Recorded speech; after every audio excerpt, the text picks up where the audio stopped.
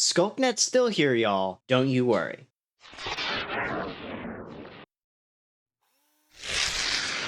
So, I thought that I'd have to pause with Sculknet simply because there wasn't much with the Sculk sensors without some changes being made, which I expect coming in the near future, especially with the wild update. Sadly, we would have to wait. But then I continued to fiddle just a little bit, and I discovered something really cool, which is what you see right here below me. That being said, I first have to talk a little bit about what this is, a MUX. So, this is one of the rare instances, well, I say rare, but in reality these are all intertwined, that Sculk sensors, journey to a Redstone computer, and Sculknet all kind of come together to make one thing. So what is a MUX? A MUX is basically the way that a computer can make a decision based off of its inputs. So for instance right here, we have a simple 2-to-1 MUX, and I'll explain what that 2-to-1 means in just a moment. First off, you have your select, which is this middle white bit of the circuit, and then you have your 2 input. Your select basically tells you which one am I looking at. And as you can see, our 1 and our 0 are over here. And so if we put our input 1 to a off position and our input 0 to an on position, you can notice we can toggle between those two. We can set both to 1, and it's going to stay the same, despite with a 1 tick delay. And these MUXes can be simplified into smaller circuits like this, and even smaller circuits like this one right here. Very, very small. A really good 2-to-1 MUX, much simpler than what we will have later on. The problem is that this simplicity for a MUX doesn't go up.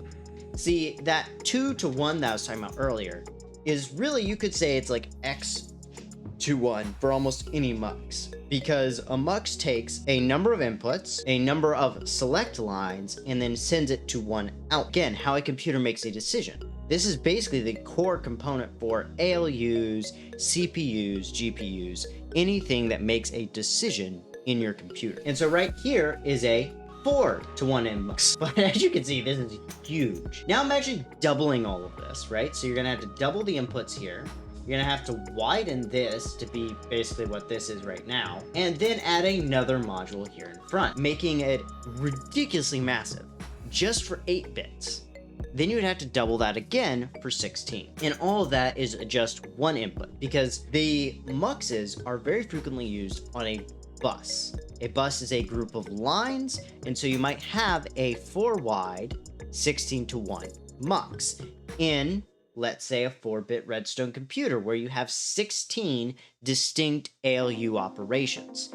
Yes, I do know that very many ALUs made today are already containing their decision-making processing already in them, but very frequently you still want that MUX at some point, depending on what you're doing. And it's still just something cool to play with. So you would have this as your select line 0, select line 1, and then your input 0, 1, 2, and 3. And that's okay. But I thought Sculk sensors might be able to use to simplify it. So at first I was like, well, let's try like a cross pattern, but this is as far as I got with making this plus pattern version. And I realized this isn't really practical because you would have to widen all of your inputs and send them all over the place. So that's not really a good idea, and I could never get this to work with a total of 4 inputs. So then I went to this, and this guy is a really good version of this MUX. So normally what you would do is with, for instance, the MUXes over there, you would select between even and odd inputs, and then your high and low, or even and odd in your first bit, even and odd in your second. But with this, it's more of a positional argument, like many things with the Sculk sensor. So for instance, the lower select line here selects between your outer and inner. So currently it's looking at the inner 2 inputs, and then the upper one selects your left or right. And so for instance, it's looking at the right hand side here and the inside. So if we flip this one, it passes through. But if we flip this one, it does not. And the same for the other 2. But if we just toggle one of these, boop, and just like that. But then I was like, okay, 4 bits, you know, like this isn't much smaller than the one we have over there, and that one's much faster, so why would I want this type of MUX? Well, then I thought, what happens if I made it to 8? And at first I was like, okay, let's try moving wool. That didn't work. Horrible idea. Don't do it. If you do find a way though, let me know, because I'd like to know about that. Leave comments. Then you have, so I thought, let's move the trapdoor up and down to basically be our high-low, and then you have our left-right, and our center out, and our center outside. So this selects between the two here, and then this guy, and I'll explain how some of this circuitry works just like our previous circuit. There was only one exception, and that was because of how these guys are designed.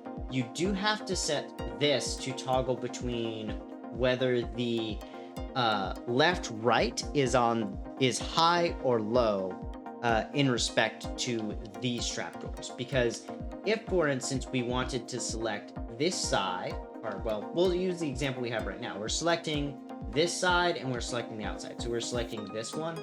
If you toggled it to where these just went up, this would block this trapdoor from reaching there and would allow both of these. So instead, what you do is you set it to where that works with a XNOR gate, which is what this circuit is here. You just push this block over. That selects between whether it's the actual input or its inverse. And then whenever we toggle, it will switch those blocks in between them. And this works pretty well. Now, there are still drawbacks, obviously. Number one, with most things in Minecraft, by increasing compactness, you reduce speed. To a degree, there is like a payback ratio, and sometimes you can increase it, sometimes you don't. It's more complicated than that.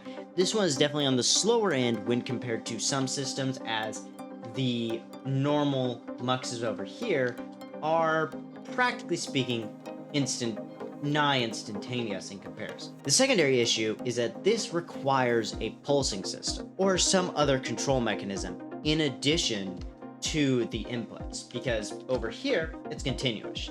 You flip a switch and that's what the output is.